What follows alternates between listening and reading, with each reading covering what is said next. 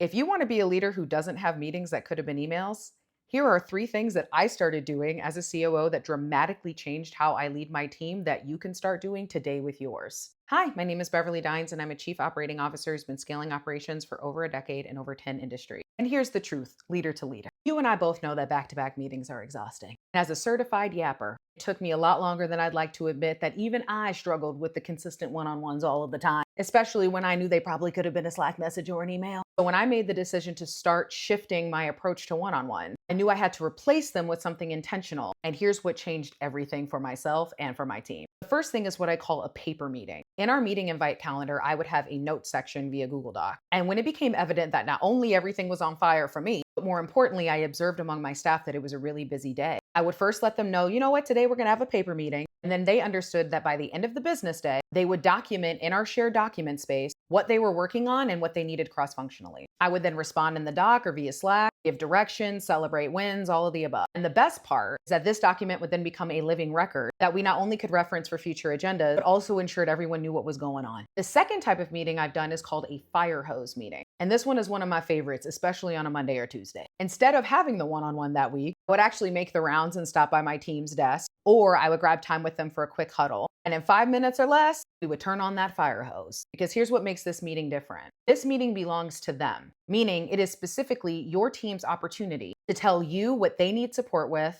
immediate things that they've got on their plate that they could use guidance from, and any fires that they need help with putting out. So during this meeting, I am listening and writing things down. And then I end the 5 minutes with immediate ways that I can help or a promise that I will follow up with them by the end of the business day with ways in which I can support them. That's it. 5 minutes, high impact, you keep it pushing. And the third thing, I ask my team the type of cadence that they prefer for their work style. I cannot tell you how much this one in particular really changed things. I have had many staff members who love one-on-ones with me weekly, and both of us mutually and genuinely looked forward to having that space each week. And I've had other staff members who are like, I'll see you in a month.